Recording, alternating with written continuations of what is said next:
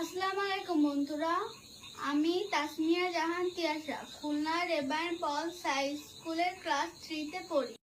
আজকে আমি আপনাদের প্রাথমিক বিজ্ঞান বইয়ের দ্বিতীয় এবং তৃতীয় অধ্যায়ের কিছু প্রশ্ন উত্তর পড়ে শোনাবো।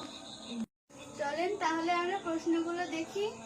বিজ্ঞান দ্বিতীয় অধ্যায়। 1 নম্বর প্রশ্ন, প্রাণীদেহের সাধারণ অঙ্গগুলো কি কি? চোখ, কান, মুখ। 2 নম্বর প্রশ্ন, প্রাণীদেহের বিভিন্ন অঙ্গের কাজ কি? চোখ প্রাণীদের দেখতে সাহায্য করে, কান প্রাণীদের শুনতে সাহায্য করে, নাক শ্বাস গ্রহণ ও ত্যাগ ও ঘ্রাণ নিতে সাহায্য করে, মুখ প্রাণীদের খাবার গ্রহণের কাজে লাগে, পা প্রাণীদের চলতে সাহায্য করে। 3 নম্বর প্রশ্ন, মেরুদণ্ডী প্রাণী ও অমেরুদণ্ডী প্রাণী কাকে বলে? মেরুদণ্ডী প্রাণী যেসব প্রাণীর দেহে মেরুদণ্ড থাকে তাদের মেরুদণ্ডী প্রাণী বলে, যেমন বিড়াল, কুকুর।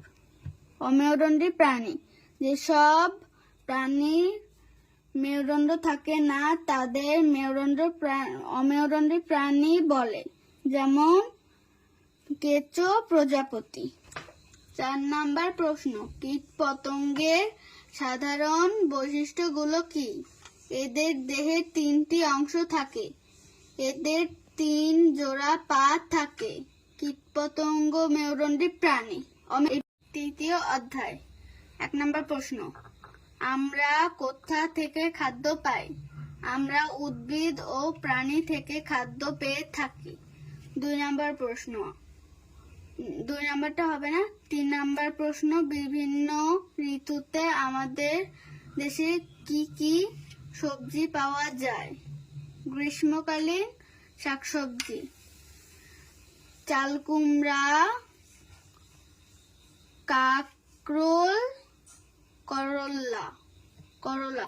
শীতকালীন শাক সবজি, ফুলকপি, লাউ, লাল শাক, মূলা।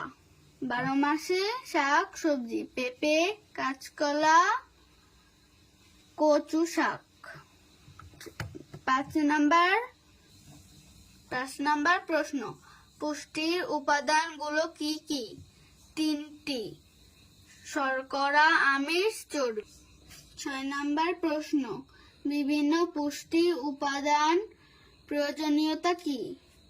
আমাদের খাবারে থাকা পুষ্টি উপাদানগুলো আমাদের শরীরের জন্য খুব প্রয়োজনীয়।